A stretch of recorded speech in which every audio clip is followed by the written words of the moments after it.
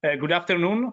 Thank you for being here for the third seminar of our list of seminar. Today we will have here Professor Zwart. List of seminar is a seminar which name is Economic Modeling Seminars, and we started with Robert Pindyck. The second presentation was of Professor Jeffrey Hill. Now today we have Professor Zwart. After we will have on February in 2021 Bergman, Professor Bergman. After we have Professor Toll at the end of January, Professor Christian Gollier, Professor Phoebe Kuduri, and Professor Van der Proog. All these seminars from the seminar of the fourth seminar will be on the next year, and we will arrange for the next year. This is more or less the idea of the seminar we have. The title is Economic Modeling Seminar, and it is arranged by Italian Association of Research Economists, University of Brescia, and Fondazione Enrico Mattei, with the participation also of European University Institute, University of Siena, and the Environmental Science and the Policy Department of University of Milan. The idea of this list of seminar is a pathway. This pathway is to take into account the most important economists in the world, speaking about political economy, on energy and environment, and speaking about uncertainty and social welfare. These all seminars are combined in a pathway that will converge to the ninth annual conference of the Italian Association of Environmental Research Economists that we will be held in April 21-23 of 2021, arranged by University of Brescia and Fondazione Enrico Mattei. And at the end, we will have two very important keynote speakers, where will be Professor Robert Pindyck from Massachusetts Institute of Technology of Boston, and the Nobel Prize in Economics William Nordhaus of Yale University. Today, I will present Professor Zwart. Professor Zwart is a professor of University of Groningen on economics, econometrics, and finance. Is a researcher, and the topics of research are theory of industrial organization, real option, contract theory, corporate finance, and energy and finance. Publication around the Journal of Economics, Journal of Public Economics, Journal of Economics Dynamics and Control, Journal of European Economic Association, Energy Journal, Journal of Regulatory Economics, and Journal of Economics and Management Strategy, among other papers that he published. Now today I leave the floor to Professor Zwart. His presentation is, the title is Optimal Regulation of Energy Network Expansion when Costs are Stochastic. Okay, this is the title of the presentation. I leave the floor to Professor Zwart. Thank you for being here, to Professor Zwart. Thank you also to all the participants for this list of seminars.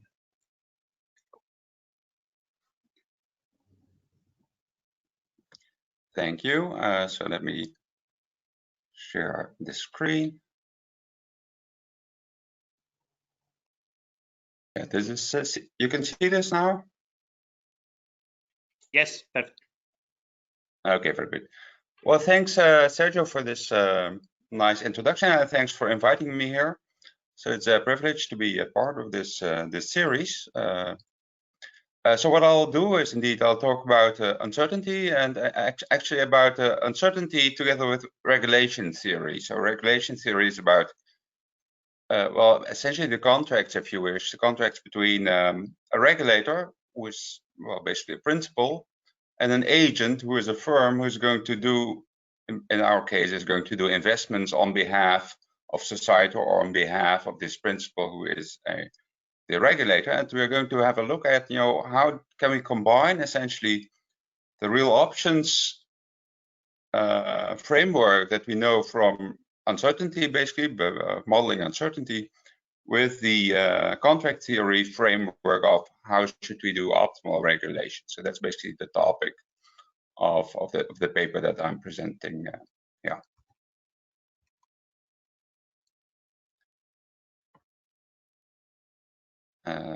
Okay, so let me go to.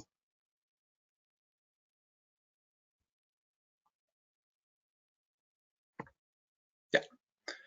So the basically the idea of what I'm going to present today is a real option problem. So the real option problem is a problem of gradual expansion of some infrastructure, expansion of the capacity of some infrastructure. And you can basically link this, or you might link this basically to the transformation to a greener economy where this is necessary and a necessary thing to do. So we might think about smart grids, which have to be put into place, which have to be invested in by electricity network owners and operators. We might also think about the necessary infrastructure for electric vehicle market. So you have to put into place these charging stations across the country.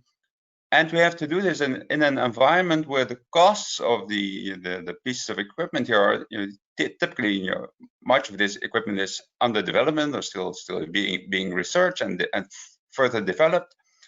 So the costs are basically going to be assumed to be uncertain. So they might sometimes go up, sometimes go down, basically depending on movements in research and development, but also movement in say the cost of the equipment, of the chips, for instance, of the processes that are involved in many of these pieces of equipment. So they are stochastic, but on average, we're going to assume that these are going to be falling. So we're going to look at a real option model, basically, in which costs are falling on average, but in a stochastic way.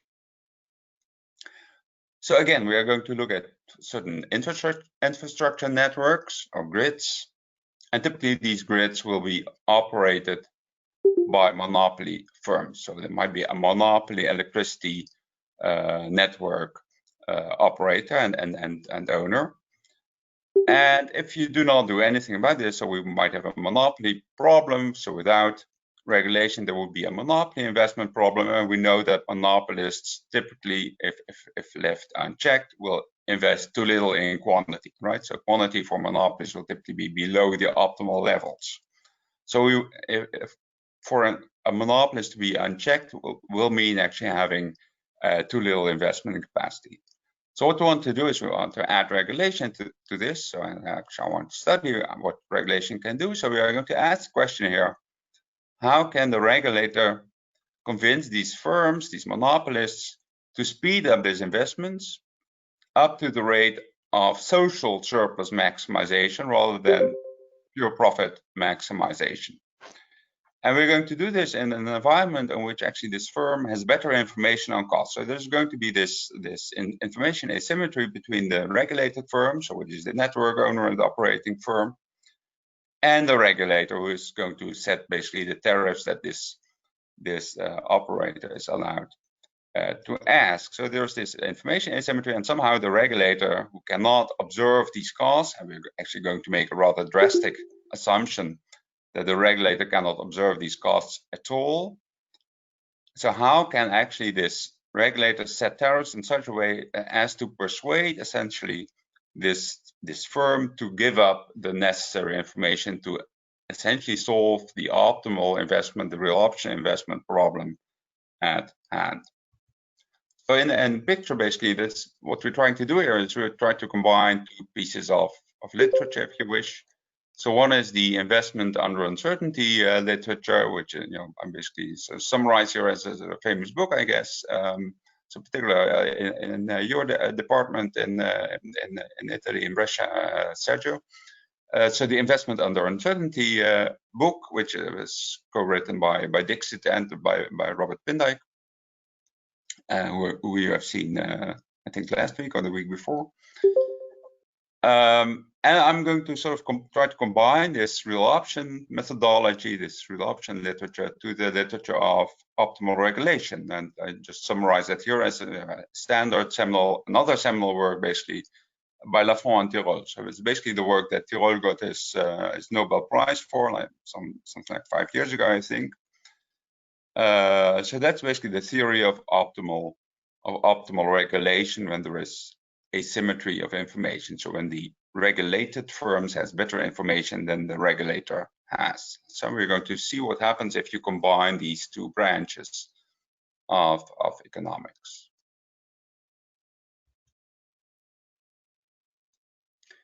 So the plan of this talk basically is to combine indeed this real option literature and the regulation literature, and I'll start explaining this I try to give a very simple example where you can see the mechanisms basically that are at play. And then I'll go to the problem of the real option problem, basically, of network expansion with cost uncertainty. And the first question that we need to address here is, what's the real option problem? What does that look like? So, or in essence, what is now the first best investment strategy, even if we don't have the agency problems to confound that? So there's no information asymmetry. And essentially, this goes back to an old but famous paper by Robert Pindyck from 1988, which is about continuous investment in order to grow a firm. It's basically investment in a firm which has further growth options. So we're going to have a look at what that problem looks like in our context, essentially. And then the next step will be what happens if we now, on top of that, if you're going to introduce some information asymmetry. So information asymmetry, in particular, on the costs of investment. So in this case, what we have to worry about is optimal regulation, and that will translate here into the question how we can align essentially the objectives that the firm has, which essentially is going to be profit maximization. How can we align that profit maximization objective for this network firm, this network owner and investor and operator? How can we align that with the social welfare objectives that the welfare maximization objective basically that the regulator might have? And in particular, how can we do this at lowest cost? So lowest welfare cost, but also lowest cost to consumers. So we wouldn't want to have excessive tariffs. So that's basically the larger part, I think, of the paper. And what we'll then at the end do is give a brief description of how this story changes, or what we can do if we might have multiple technologies, some which are really new and innovative but uncertain and ridden with information asymmetry, and some which might be sort of more traditional ways of expanding networks, with just putting iron in the ground, if you wish, which we might actually use as a backup that we might use to basically reduce information rents, as we'll see. So that's the plan. Let me first then introduce basically this, if you wish, this marriage between these two theories in the simplest framework that we might perhaps imagine here. So it's a simple framework of real options and regulation. What is this model? Well, suppose we have a regulator who wants to procure some public good from a firm. So for instance, the regulator might want to have a single power line to be built. So it knows exactly what it wants, this single power line, and it knows what the surplus of this good is. So it's basically going to depend probably on the use of this power line. And we're going to assume, we want to look at a real option model, so we're going to look at some uncertainty here. So this total surplus, this theta parameter here, which is the benefit that this good brings, is going to be moving stochastically. For instance, going to be moving in accordance with demand for electricity, which might be stochastic. So we are going to assume that this benefit parameter, this theta, is going to move according to geometric Brownian motion. So that means there's going to be a stochastic differential equation, basically, that describes the variation of this theta, this benefit parameter. So it's going to move with some drift, mu, which might, for instance, go up on average in an exponential fashion, but there's uncertainty surrounding that, and that's measured basically by basically by the volatility parameter, which is a sigma here. And it's geometric Brownian motion, which means that the total volatility of this process is going to be proportional to the size theta of the benefits itself. And dz here is basically the what's called the Wiener increment. So it's essentially it's Brownian motion, if you wish. So it's the uncertainty, this stochastic component in the behavior of total surplus. So we assume that this firm can produce this good, so can build this power line at some known costs I. So I is the investment cost for building this particular power line. And so the regulator has the problem that it wants to buy from this firm, so it has to write a procurement contract with this firm. And in this contract, it will have to specify when we need this particular power line. Well, that when will translate into at what level of this total surplus parameter, this theta parameter, this benefit parameter, and we call this threshold level theta bar. So we would like this firm to invest as soon as the total benefit exceeds some minimum level, theta bar, some threshold level. And at that point, we will also, of course, make a payment. We'll have to make a payment to the firm, we call it payment P, in order to remunerate this firm for the costs that it has incurred.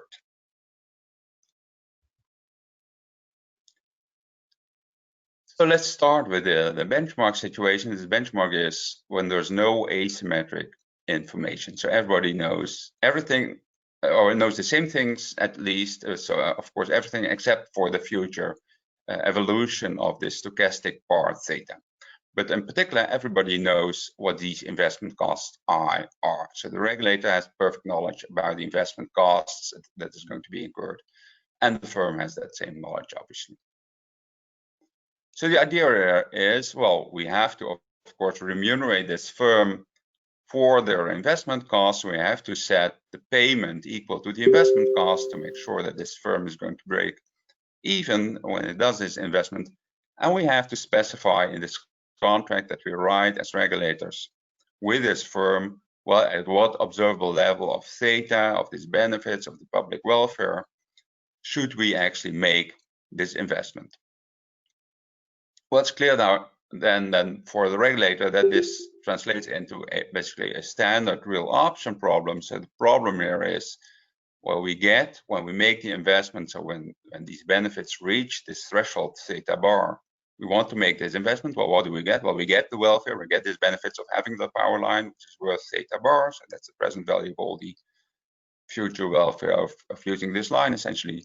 And we are making the payment to this firm, which is equal to I, because that's exactly the cost that we need to pay to remunerate this firm with.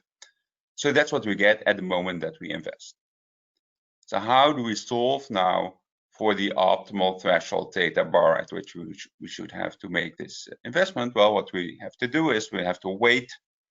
It's going to pay typically to wait until these benefits reach this particular threshold theta bar. And well, in this waiting regime, well, essentially standard real option theory then tells us, well, there is some value to this option of being able to build this power line at some future point. So we call this value W, the welfare, the social value basically of having this option value of being able to build this particular power line at some point in the future. And we know that again from the Dixit and Pindyck framework, if you wish, that this W is going to satisfy a Bellman equation, and Bellman equation looks like this. So on the left-hand side, we have R times W, where R is the rate of interest here, the interest rate, or the discount rate R. And on the right-hand side, the capital cost basically on this W is equal to, well, on the one hand, the change in this value of the option with the drift rate, the mu, multiplied by the first derivative of this W, plus a second order component, so multiplied by the second derivative of this total welfare function W, this value of this option, multiplied by sigma squared and theta squared. So essentially, this is your typical Bellman equation, and it looks a lot, and not surprisingly, to the Black-Scholes equation that you might know from option pricing, except that, in this case, this problem is time invariant, so we do not have, there's no explicit dependence on time, so there's no time derivative in this problem, which actually makes it easier to solve. So this framework is basically well known from the real options literature. So what we need to do is we need to find this optimal investment threshold, so this optimal theta bar, the level of benefits at which we would like to make this investment. The way in which to do this technically is to observe, well, the general solution to this Bellman equation, to this differential equation, is that this value, this option value, while in this weighting regime, so while this benefit is theta is still below this threshold value at which we will make the investment, will behave as some power function of this theta to some positive power in this case, which well, people typically call beta 1 in this field actually. So beta 1 is some positive number bigger than 1 actually. So this is a solution. This is essentially the general solution here, which as a boundary condition has when theta is 0. So when there's no benefits, we will never make this investment. So there's also no option value.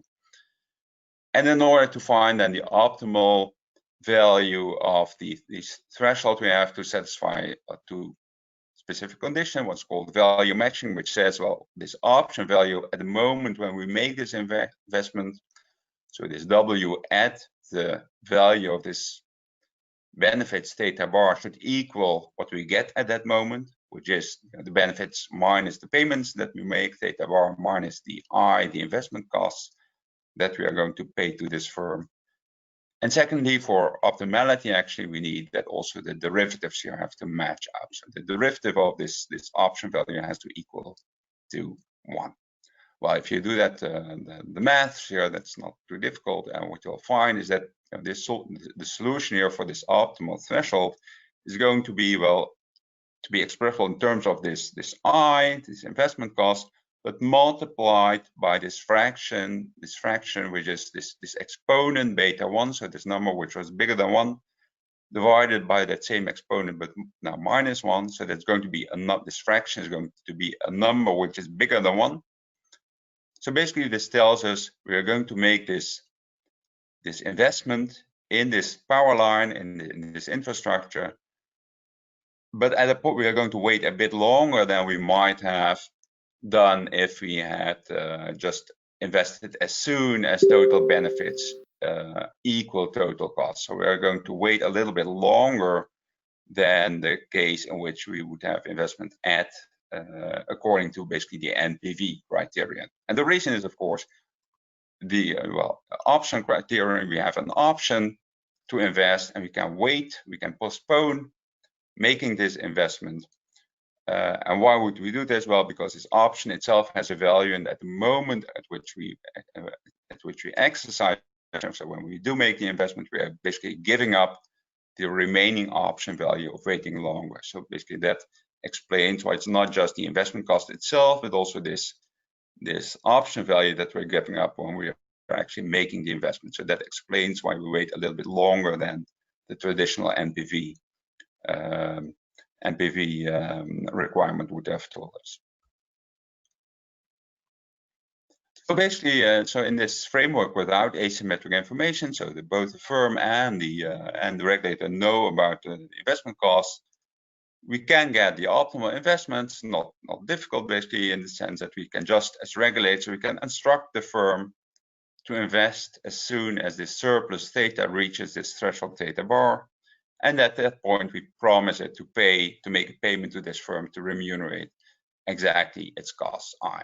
So this is the benchmark without any asymmetric information. And here is this picture that you might have seen before. So here is the blue line is basically the option value. The red line is the value, the NPV of making the investment. And we see that, well, rather than making the investment as soon as basically the red line gets positive, we actually will wait a little bit longer, because there we still have some positive option value, which is the blue line, and only at the point theta, when the benefits reaches threshold level theta bar, that's where actually the total benefits of having this option, in addition to getting the value immediately at that point, those total additional benefits vanish, and that's where we will make this investment itself. Okay, so now what we want to do is, to this simple model, this real option model, we want to add some asymmetric information. So in particular, we're going to add asymmetric information on these investment costs I. So what we're going to assume here is the simplest possible way, again, which we might be able to do this, just assume that these costs might be either high or low. So these investment costs might be either IH, which means basically an inefficient firm, if you wish, is going to build this power line, or IL, which means that this firm is more efficient, has lower costs of building this power line. But it's only the firm who knows which it has, whether it has the high or the low investment costs. The regulator doesn't know this information, or in other words, this information about these investment costs is going to be hidden for the regulator. Well, what would the efficient outcome be? Well, in this case, if the regulator would have full information, would just specify, well, if you are a low-cost firm, you'll get a payment PL equal to your low-cost level, and we are going to mandate investment at the lower threshold theta bar, which is associated with the lower investment cost IL. And on the other hand, if costs turn out to be high, which might happen with some probability, we're going to pay the higher investment cost to make sure that this higher cost firm is going to break even. But now it's going to be optimal to postpone this investment a bit longer until indeed the threshold reaches this higher threshold level commensurate with this IH, is higher investment costs. So how can we achieve this? So well, first inclination might be just to ask this firm, well, what are your costs? Are you actually a high cost firm, or are you a low cost firm? And then in either case, we will sort of then write the contract which is intended for either the first or the second, the low cost or the high cost contract. But of course, there's a problem here. And the problem is that this low cost firm now has an incentive to pretend being a high cost firm, because what it will gain by pretending being a high cost firm is it will get these higher investment income IH a bit later, of course. So at this point, theta bar H, I should say. So somehow we have to sort of worry about the fact that these low cost agents, a low cost firm might pretend to be a high cost firm.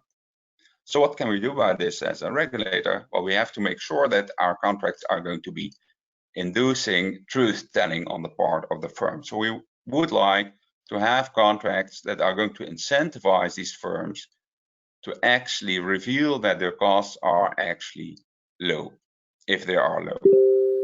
Well, we can only do so at a cost, because we have to make sure that these firms, well, if we want them to tell the truth, then it must, of course, be not profitable for these firms to lie about their costs, to pretend being high cost, whereas they are in practice low cost. It must be at least as profitable for a low cost firm to admit to the truth as it is to lie about its costs. And one example of how we can achieve this is to award these low cost firms with an additional payment equal to the profits that it would get if it would lie. So we just pay them the income that they would get, or at least the present value of the income that they would get if they would have lied about their costs, or if they would have claimed to be high cost firms. But we do instruct them to invest at the earlier threshold theta bar L, the lower threshold, to make sure that we do have efficient investment for these firms. So what do we get if we take that approach? Well, of course, we still pay the same rents, so the profits for these firms are still there. So we're not mitigating that fact, but we do improve upon the lying arrangement, basically, because we do get the benefits of having optimal investment timing instead of rather too late investment timing in the case in which these firms are indeed low cost firms. So this is an improvement over just having everybody claim that they are high cost, in the sense that rents will be there, but timing will have improved. We'll actually have reached the optimal level.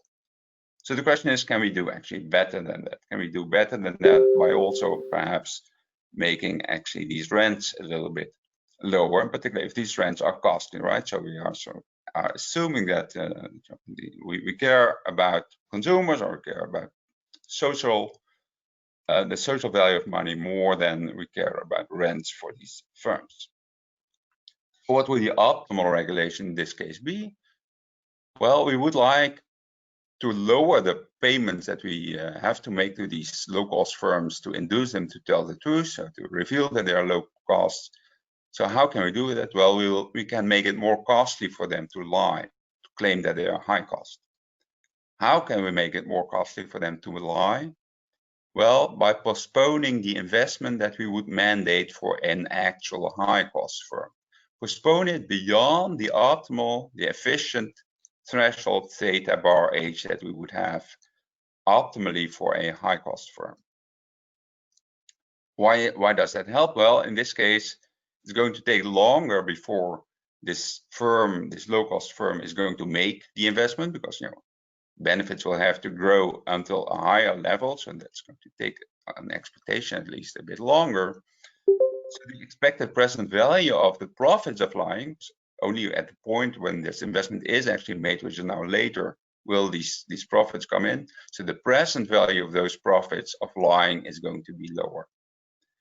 Well, if the present value of the profits of lying is going to be lower, then also the rents that we have to pay to these actual low cost firms to reveal the truth of them being low cost is going to be lower. So in the optimum, what are we going to do? Well, we don't know as regulator which firm are we facing. Is this the high cost or the low cost firm?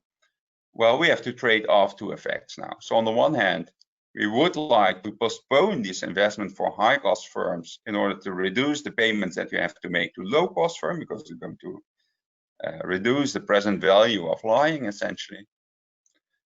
But there's a downside here, and the downside is that it's going, if this firm is a genuinely high cost firm, so it's genuinely an inefficient firm, well, then we will have sacrificed here the fact that this firm is going to wait inefficiently long before it's going to make its actual investment, and actually it's going to earn zero rents.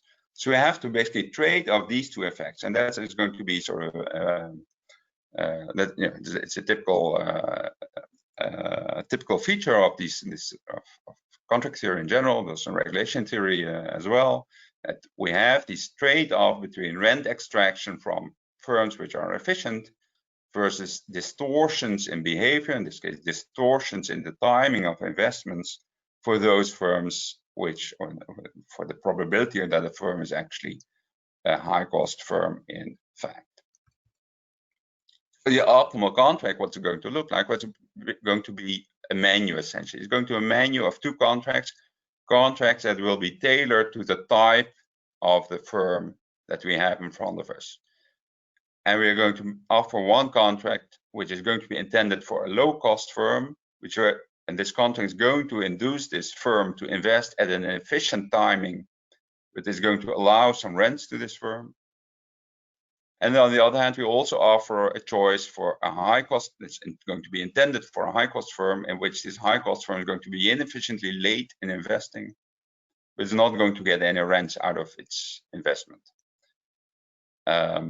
And these contracts are made in this particular way that they're going to respect the fact that each firm is going to find it privately optimal to choose the right contract to reveal essentially whether it's low cost or high cost, because that's going to be maximizing its own profit. So we're going to trade off basically the higher rents for low cost types versus the inefficient behavior, the late investment for these high cost firms. Let me at this point stop to talk a little bit about some literature related to this combination essentially between real options and agency theory or principal agent theory. So some of the earlier papers were dealing with the managerial wages, so corporate finance applications, inducing effort for managers. So the earliest papers, I think, in this line of this branch papers were Grenadier and Wang in JV, Journal of Financial Economics, and paper Shibata in EJR, which look at these managerial contracts. Then there's a branch of literature which looks more generally, not typically at real options, but more generally at dynamic asymmetric information. So what happens if the cost type, so in the example that I just gave, the cost type was actually fixed. So what I will go and look at in the remainder of this paper, of this presentation, is we're going to look at costs which itself are going to be moving. So it's the thing that we do not observe as regulator, which is also going to be the stochastic parameter. So that brings us into contract design with dynamic asymmetric information. Actually, one of the contributions here is by Dirk Bergman, who's also actually in your series and in that seminar series. So that's nice. So apart from Robert Pindijk, who's on real option part, so Bergman is an exponent of the contract theory side of this, what I'm trying to bring together here. So what I'm going to do, of course, is to look at real options and the intersection of real options and regulation, and that finds its roots, I guess, in a seminal paper by Ian Dobbs from 2004. There's also an important paper by Moretto, Panagini, and Scarpa, which looks at particular regulation designs, such as price cap regulation or more generally incentive regulation, in which, given the type of regulation, we are looking at what's going to be the real option investment strategies that firms will then exploit. So what I'm going to do is look more at this again, at this problem in terms of an optimal regulation framework, so in terms of the asymmetric information framework, which I explored earlier. So it's basically this is basically an application of some of the theory that I explored earlier with Malin Arvid. What I'm going to do today is, as I just said, I'm going to look at this cost factor, which is going to be moving stochastically. So that's the thing that we do not observe. The cost is also the thing that moves stochastically. So there's another literature, so in particular, actually the Grenadier and Wang papers, and that paper and the Shibata papers did this as well, which assumes that, like in the example that I just had, the simple example, is the cost, which is asymmetrically, asymmetric information exists about, but the stochastic parameter, which was the theta parameter, that's observable by both sides. So there's a paper on regulation that I did with Bert Willems that Sergio alluded to in the introduction as well, which looks at that as well. Okay, so what I'm going to do now is first have a look at continuous investment in this Pindijk framework, in which we do not have asymmetric information. So the idea is we might apply this to, well, it's going to be about gradual expansion of a network now. So we're going to look at continuous investment, so we can upgrade the capacity not just once, but we can keep on upgrading total capacity. So we might think of an example of investment in the smart grid, where you first would invest in those areas in which the marginal benefits basically of building this capacity is largest.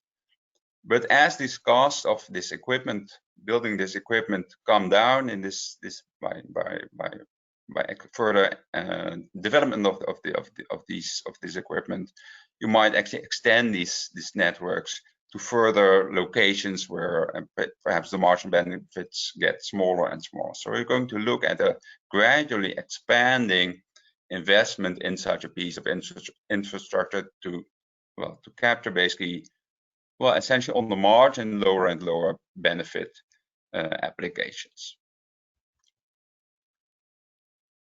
So we're going to consider this option basically to incrementally, in a continuous way, increase capacity of some infrastructure Q. And we're going to assume that once we have some capacity Q in place, there's going to be some flow of total benefits deriving from that infrastructure. So once we have Q in place, there's going to be some little W, which measures total welfare, a flow of total surplus that accrues to us by having this infrastructure in place. So now the costs, again, of building this, or the marginal costs rather, of building this new pieces of capacity, so of expanding this queue to also reach other consumers, is going to be stochastic. It's going to be stochastically falling. So this mu, the drift parameter, we might expect this to be negative, but again, it's stochastic. So there's this sigma part, sigma dz part, which measures basically the Brownian, the diffusion part, basically of this cost structure. And we're going to ask what is the optimal the optimal expansion path of this, of how should we expand this network gradually as costs go down. Well, we expect here that whenever these costs, the C, this marginal costs, when they hit some threshold, which is going to depend on how much capacity is already in place, and we call this threshold C bar, which is going to depend on how much capacity Q is already in place. Or whenever this lower cost level is reached, we will add capacity. We'll add some incremental capacity dQ to the stock of capacity that we already have. So we're going to, in a continuous fashion, we're going to add capacity to this Q gradually. What we have to find out, what is this threshold, or rather this threshold function now, what should that look like in your optimal real option problem? So this again is the seminal analysis by Pindijk in the year in '88. And basically what Pindijk set out to do, or a variant of what he set out to do, is this: well, we want to maximize some total expected utility. Well, what's that going to be? Well, it's going to be a sum, or an integral rather, of the discounted, the surplus flow, which is W, which is going to depend on the Q that at any point in time we already have. So that's a flow of total surplus, this first term on the integral, discounted with this discount factor e to the power minus RT. And then minus the cost of making a new investment times dQ, which is then this increment of capacity that we might be adding at this time t. And of course, we also have to discount that with that same discount factor e to the minus RT. What this is the maximization? Well, the maximization that we're doing is we maximize the strategy of expanding this capacity as we observe this C falling over time. And this E is, of course, the expectation. You want to find this expansion path, this optimal expansion path, taking the expectation here over the stochastic evolution of that cost parameter C. So that's the uncertain part in this case. So in general, the solution to this optimization problem is that there will be periods without investment, and in those periods, again, this W function, so this total welfare function, which depends on on the cost that we today observe and on the capacity Q that we today have, will satisfy some Bellman equation, and the general solution will look typically like, well, the first part is little WQ over R. That's basically the present value, if you wish, of all the future surplus flows that we get from the current capacity that we have. And the second part here, this G of Q, which is some function of Q, times C to this index here, this parameter beta 2, which is again a parameter which is basically is defined in terms of the drift and the volatility of the stochastic process. But in this case, this beta 2 is actually a negative number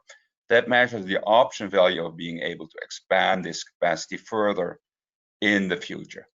So all the time when C drops further, we will be sort of exercising part of these growth options and converting that into actual additional capacity in such a way for this to be optimal. And that optimality then involves solving the, again, value matching and smooth pasting condition, but now marginal values. So when do we want to make the investment?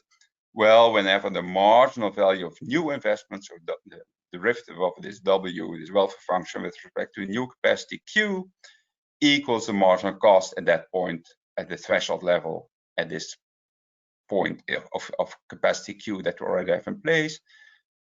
And for this to be optimal, again, we have this smooth pasting condition, which says that also the derivative with respect to the cost level at that point should be equal to 1 in this case. So that means that this, the derivatives behave nicely here as well. So the result here is, so I won't bore you with the actual computation, but the result here looks actually a lot like what we've seen before. So this threshold level will behave like the marginal surplus W with derivative, the Q derivative of this surplus flow essentially divided by R. So this is the marginal contribution to the perpetuity, if you wish, of total surplus. but multiplied again by some number. In this case, this number, this fraction here, this beta2 divided by beta2 minus 1. Or remember, this beta2 parameter was a negative parameter in this case. So this number is actually going to be a number which is between 0 and 1, smaller than 1 in particular. So we actually might want to compare this again with the classical case. So in the classical case, so without thinking about real options, you would make the investment whenever actually the marginal cost of making the investment equals the marginal effect of additional surplus that you might get. But in this case, actually, we wait a little bit longer, and this longer is determined by this option value, which is measured by this fraction beta2 divided by beta2 minus 1. So this number, which is a little bit smaller than 1, that measures the option value of this that we throw away, basically, or that we sacrifice when making this investment.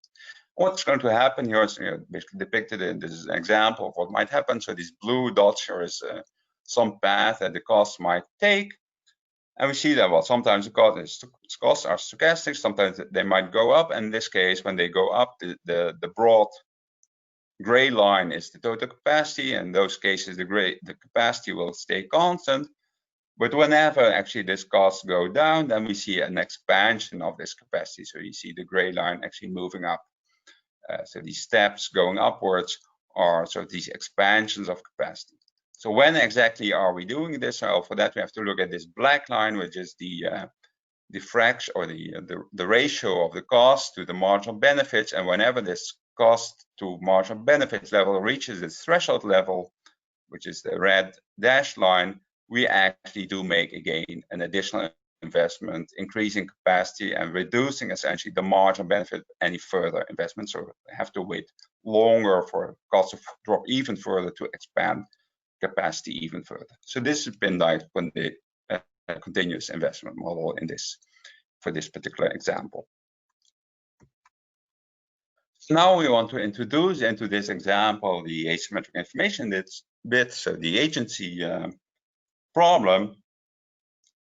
So what is it going to be? Well, we are going to bring into this into this framework this hidden information basically, and the hidden information in this case consists of the regulator is not going to be able to observe this C. So the C, remember again, is this stochastic cost. So we do not see what value this cost value takes on as regulator, but of course the firm is observing this stochastic evolution of this C. So we do not see the evolution, but also do not know as regulators what the initial cost, today's costs are, but perhaps we do know that the initial cost level will be drawn from some distribution. So we have some ballpark information, say, about what this C0 will look like. It will be drawn from some distribution, which I call for generality F. So remember previously in this simple example, I just had the IL and the IH, so the high and the low investment cost.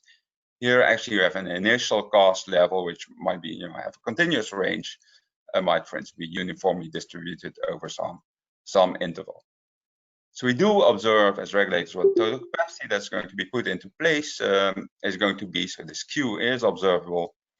And we do know actually, so that's an assumption here, that the process parameters, so this Brownian motion, geometric Brownian motion, the drift and the volatility parameters, that they are actually known to the regulator and to the firm alike.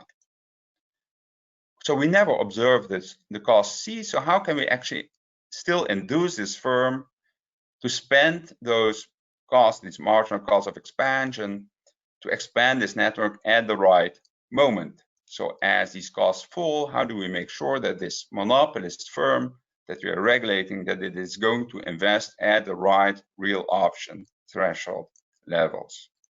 Well, obviously, in order to do so, we need to pay something to this firm. Well, first of all, because this firm is going to incur some costs, so we have to remunerate those costs.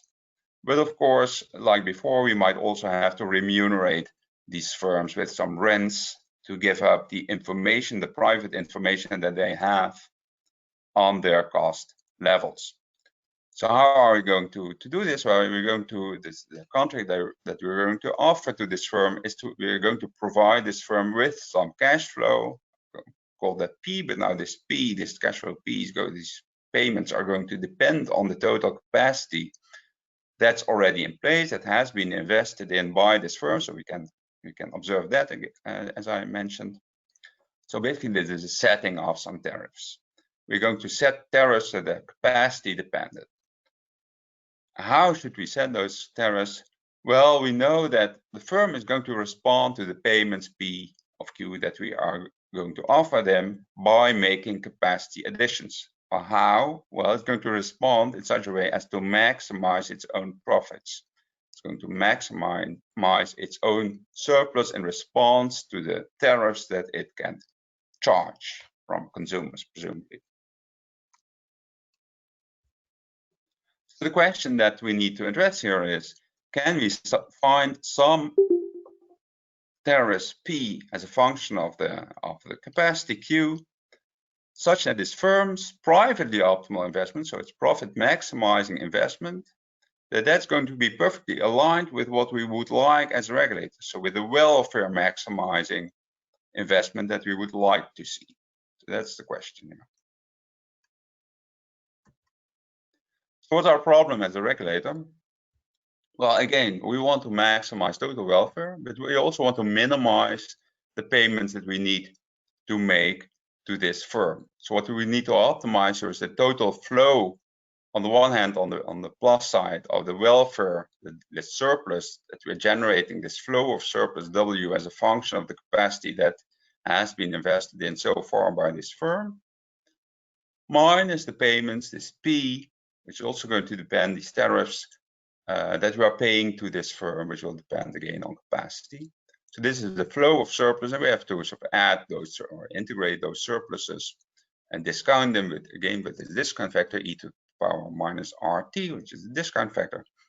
And we have to find the maximization, and we have to take again the expected value of this, because again, this is going to be expected over the evolution, the uncertain evolution of this firm of the cost level C, this geometric Brownian motion, subject to the fact that this firm is going to choose its privately optimal investment in response to these tariffs P of Q that we offer them.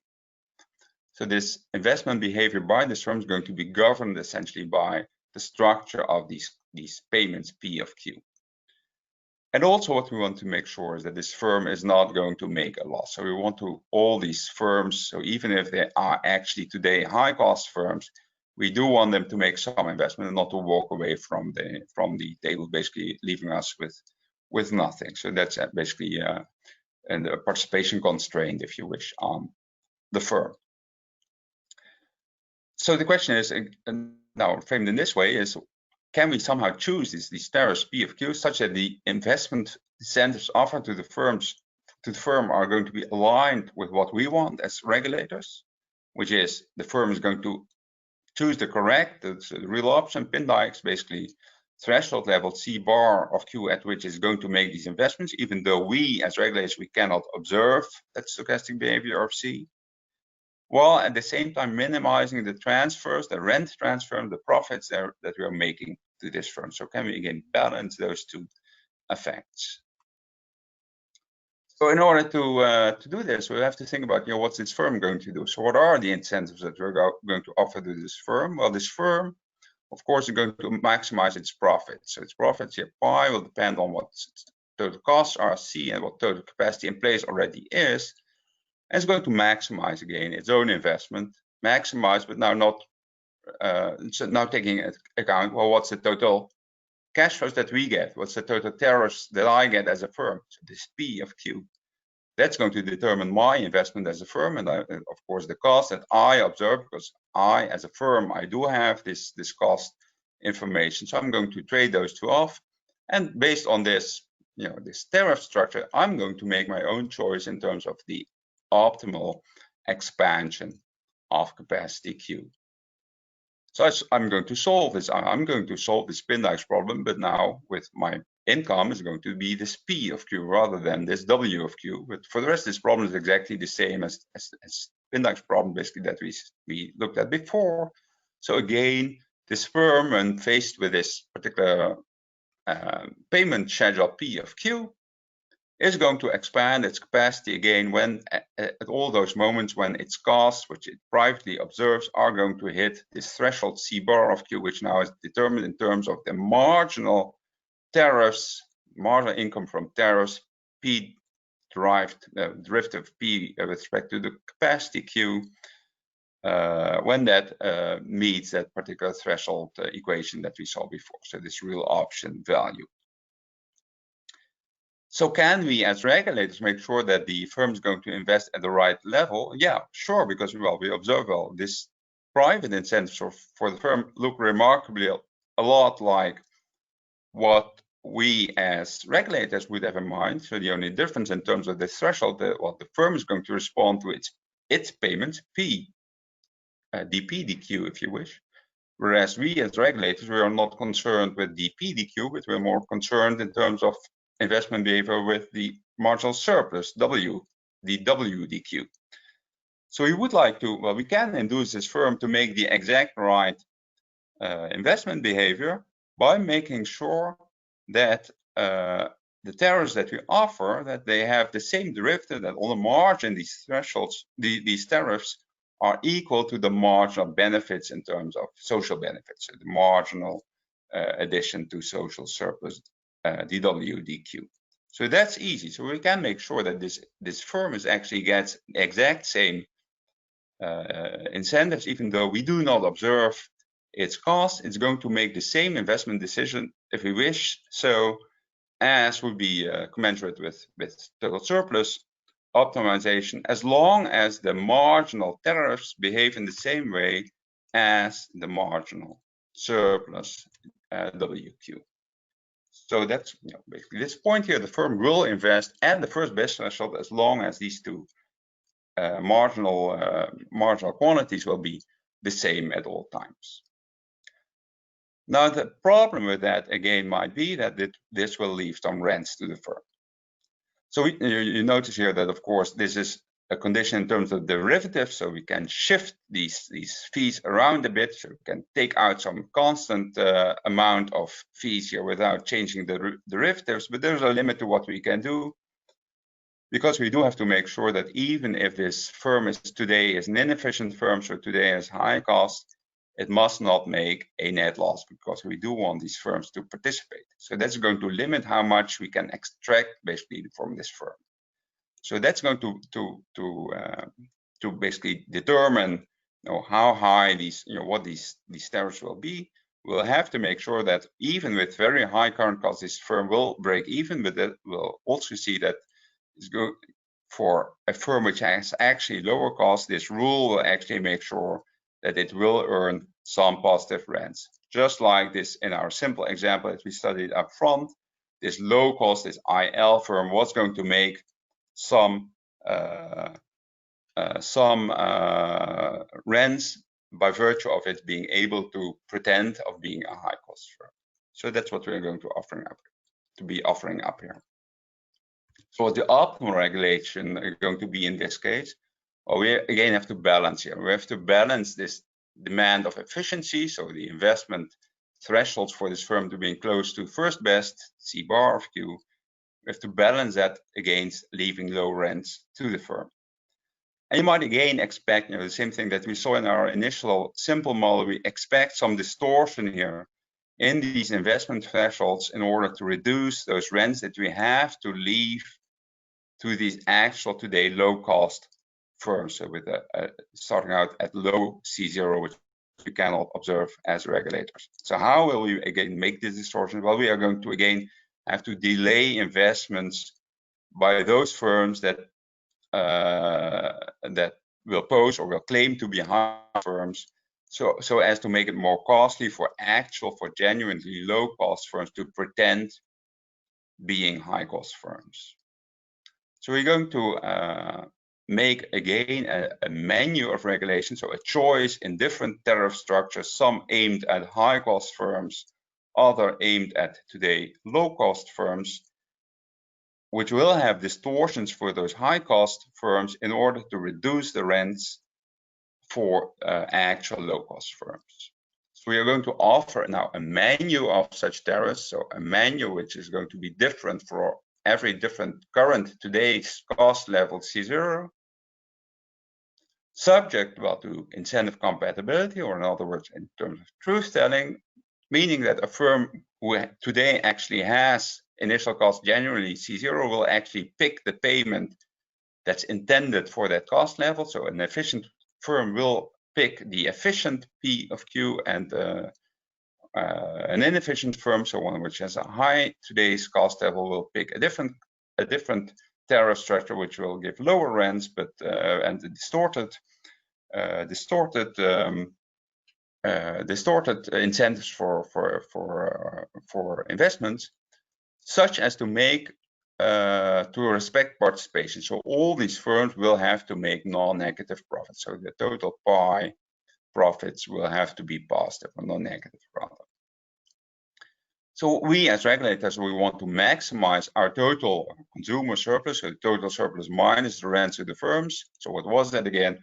We want to make sure that total surplus, so the surplus of the welfare minus the costs discounted minus the rents here that we will have to leave, these profits that we have to leave to these firms, averaged out over the different types of firm that we have, so the different initial cost levels that these firms might have in the beginning, so the C0, so the low and the high cost firms, which again were distributed a priori according to this distribution big F, and also averaged out over the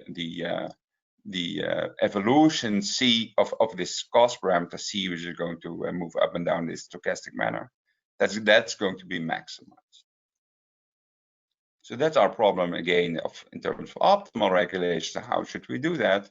Well, we know that we can incentivize any particular cost threshold level that we would like just by tweaking basically the marginal tariff level here to what we would like it to be. So an alternative way of asking the same question that we asked before is, can we find the optimal threshold level C bar rather than the optimal tariff level P that we have to put into place?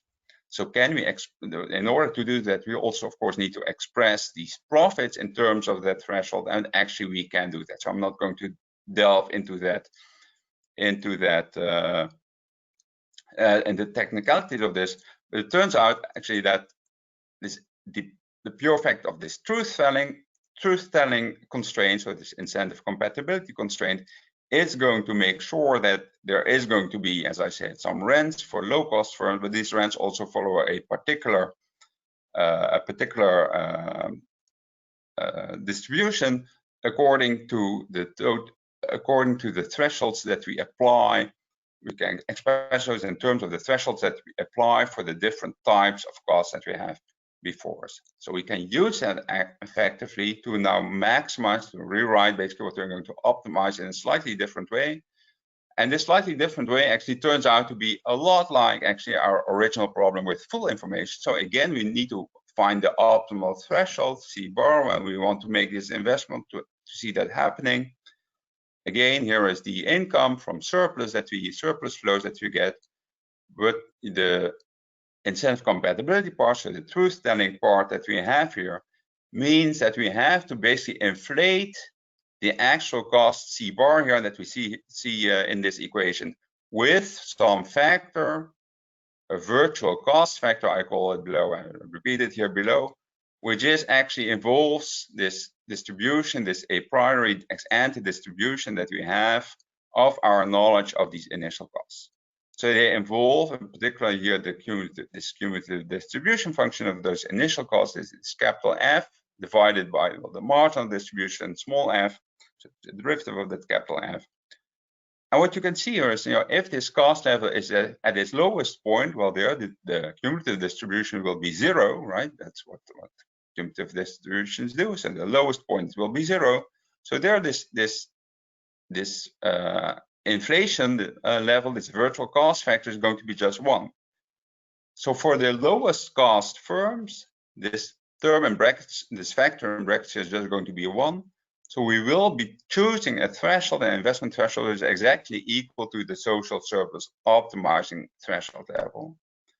For those firms which will have higher costs, this will be a number higher than 1, so that we will allow them, or we will incentivize these firms to make their investments at a threshold level which is going to be slightly higher than, or a lot higher perhaps sometimes, than what we would have in mind if we were maximizing total surplus in the first place. So that's a cost we are paying for reducing the rents that are going to be left to these high cost firms. Just like in the initial simple example, we were sort of postponing essentially the investments for this high cost firm in order to reduce the rents that we have to pay to the actual low cost firm in order for them to actually give up their information advantage that they have up front.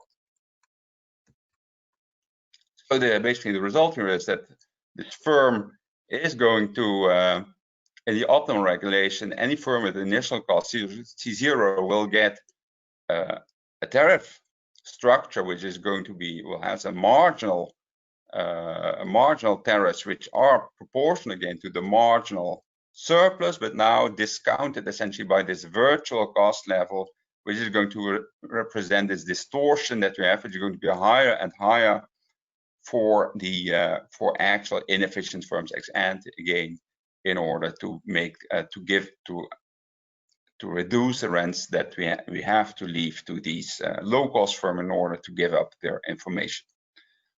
Well, what does this mean? Well, there's going to be no distortion in this case for the investment threshold for the lowest cost firms, or the lower end, this big F again, this cumulative distribution F at CL is going to be 0, so there's no distortion there. But there's going to be lower marginal remuneration for higher cost firms. So their investment threshold will be lower than in the first best, meaning that their investment will be delayed. Furthermore, the total, the level of these tariffs will be chosen in such a way that the actual high cost firms will get very low rents, 0 rents actually for the highest cost level, and the lower cost firms will actually make positive rents. And we're just basically just balancing or trading off these two effects of rent extraction versus these distortions. What would this look like in actual regulation? Well, typically actual regulation will be based on some regulatory asset base, RAB times some rate of return. So the implementation of the optimal regulation would be, we would offer this firm some choices. Well, for low cost firm, the optimal choice would be a full sensitivity of tariffs to increases in the assets, whereas for higher cost firms, we would make their fees respond in a muted way actually to changes in their assets and give them a larger fixed component, essentially an asset independent component in terms of their tariffs. And respecting incentive compatibility, so truth telling, these constraints in these fixed levels basically make sure that if each firm will choose from that menu of regulation, will bargain with the regulator from that menu of regulatory offers, that offer which is going to be consistent with its own actual cost level. So I'm going to give up that information. Let me then finally conclude a bit fast, I guess, since I see I'm a bit over time now. So if I can, Sergio, I will discuss a little bit the choice between old or new technology, or would you like me to come to a conclusion now? No, if you have a views on old and new, okay, could be interesting. Okay, let me do just a couple of slides and then I'll reach a conclusion. So the idea that I pursue in this paper as an application basically is, well, so far I just look at a single technology. So the single technology with the stochastic cost. Well, oftentimes we can actually make a choice, right? So you can either choose to put in place a traditional network, so the iron in the ground, just more capacity, traditional capacity to build more, to make this network more resilient, for instance, to distributed generation at consumers' homes, if you wish, or we can sort of make sure that we have this new innovative technology, say the smart grid, that has these costs which are uncertain but declining. But typically these newer technologies will have the larger asymmetric information. So there on that side of regulation, we'll have to leave some rents to those operators to an operator that we allow to invest in this new technology. So the question in that case again is, what's the optimal policy going to be?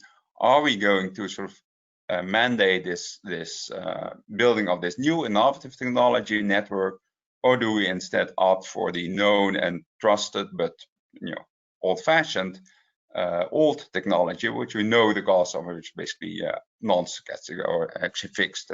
We're going to assume that. What turns out is actually that the optimal policy here is that we can actually use this proven technology, this old technology, as a sort of outside option, if you wish, in our bargaining with the firm over the rents that we need to be left with as part of these asymmetric information rents in order to reduce those rents. So how would that work? Well, if there were no asymmetric information, we would just do a real option analysis to check which of those two options, either doing the all at once all technology network investment at the optimal size, because those costs are known and fixed. So we just make an all at once investment in this known technologies, trading off benefits versus costs all at once. We put in place the entire network all at once. Or we choose to go with this an innovative technology building on this stochastically improving cost levels. So we have the gradual expansion here. We follow Pindyke's analysis to include also the growth option value here, which growth as costs further decline, we will roll out this network further and further. And in traditional analysis, we just compare the total values of both options to do, both alternatives here, both alternative investment strategies. So on the one hand, it might pay off to invest in this gradual investment in this innovative technology. It is option value of expanding in the future, because cost level will fall in the future, an expectation at least, if that actually offsets the perhaps current cost advantage of these old-fashioned known technology investments. So even though today's cost level might be higher, it might pay off actually to buy into the option value, if you wish, of the smart grid, in the expectation that over time costs will fall and we will expand this network gradually, taking advantage of this falling cost level. So that's the full information or symmetric information comparison that we'd like to make. Well, with asymmetric information, we also have to take into account again, of course, the rents, these asymmetric information rents that we have to leave to this operator that we allow to invest using this innovative technology. But now we can actually limit those rents. We can limit those rents that we need to give to this firm to give up this information on their cost levels. We can limit these rents by mandating those with cost levels claimed to be on the higher end, to say, well, if your cost level are that high, I'm actually going to mandate you to use the old technology instead, for which I do have to pay no information rents at all. What this is going to result in is some excessive reliance, essentially. So compared to the first best choice, some excessive reliance on the old technology, which has the lower or the zero, essentially, information rents. So in this case, we have to compare the costs of the old technology, the known costs of the old technology, with the inflated, or the information rent, the agency cost, inflated cost levels of these innovative technologies. So we need to incentivize the firm to invest in old technology, even if from a first best analysis, we would believe that the new technology, including all the real options, the growth options, part of that might be more efficient.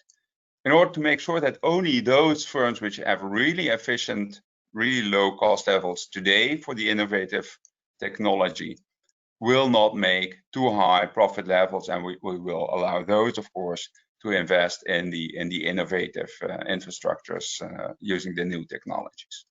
So having as a up our sleeves essentially the backup option, if you wish, of investing in these old technologies might reduce the information rents that you have to leave to those firms that are going to invest in innovative technologies, but are going to sort of have to be awarded some information rents to those firms. Let me then conclude. So we had a look, the paper actually, I had a look, and in the presentation we had a look at how to make sure that how we can make as a regulator, make these firms invest in a timely fashion. So taking into account the option value, the real option value, the growth option value of these investments, where we have to, worry about profits that these firms have to be left with as a result of their information advantage.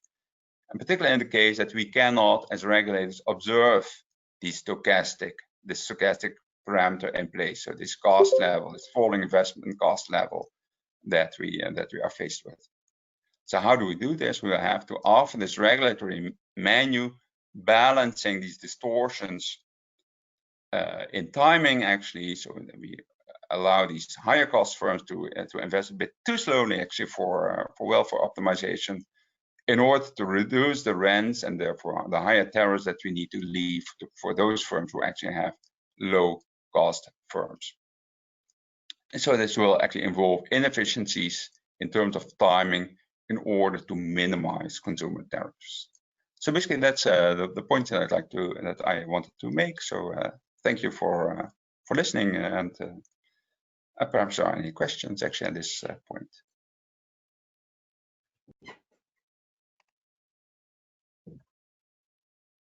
Okay, thank you very much, Gijsbert. A very interesting presentation. Now we have a question now, so we have a timer for one question. After we can go to conclusions for this. Now I received that question, so I tried to copy this question in the chat, so you're able to see. I think you can read directly. And I thank you, Professor Luca Di Corato from the University of Venice for this. And he also thank you for the very good presentation you have done. Thank you. I'll leave you with time to read, and after you can answer. Yeah, so let me read it out loud, I guess. So firm managers observe the cost, see, but not only, they may also affect the way it evolves over time. That's the drift and the volatility. Okay, so the question is, can we, so in my framework, I had this mu and this sigma, so the probabilistic parameters, they were sort of known to everybody, right? So the stochastic framework was known to everybody. And can we relax that? And further, given that timing is not necessarily the only problem from a welfare perspective, could I, as a principle, also dictate that the cost fluctuates within a certain band, trading it if needed with investment time? I'm not completely sure what that interpretation is. Let me first go to the first part of the question. So indeed, so what I needed here in this framework is that we know something about how costs evolve. So there's different aspects here. So sometimes actually the manager might observe better mu and sigma, but there might also be moral hazard. And that's perhaps what you have in mind here. This mu in particular, and perhaps also the volatility, the sigma, might actually depend on perhaps effort that the manager might put into reducing actually costs. So this will be particularly the case when this particular equipment is also being developed by this firm. I guess that's under regulation.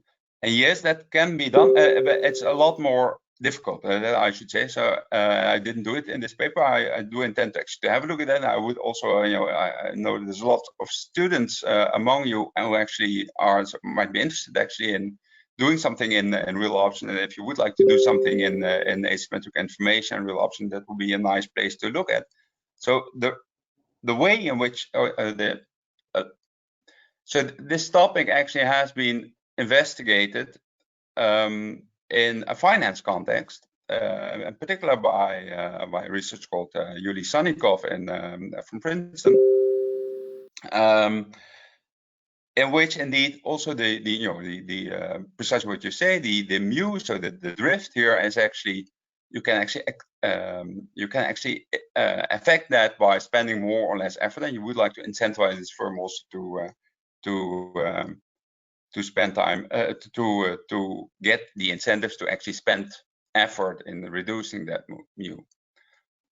So yeah, so I cannot actually explain this in a nutshell here, but yeah, I think I would have to sort of refer to that treatment, so the finance treatment. I think that would be a good way to start looking at this question, also in a regulation framework to deal with that in this context. I hope that is for this at this point a good point to. But it's certainly something that I would be very interested in. So I haven't done this, and I also, it is fairly difficult. It's very technical, so it requires some study. But I think that's for me that sounds like an excellent way to get further into this literature. So thank you, Luca, for this question. Okay, perfect. I am checking if there are other. Okay, also thank you. Okay, I would like to conclude here. I would like to thank you, Gijsbert, for this very good presentation for our list of seminars to having participated. I thanks to all the participants to our list of seminars, and we'll invite everybody for the next seminars we start on January. We will send to you the advertisement communication on this. We will continue to increase the number of participants and also of speakers. And so again, thank you very much, and see you for the next meeting. Thank you. Thank you very much. Thank you all for listening.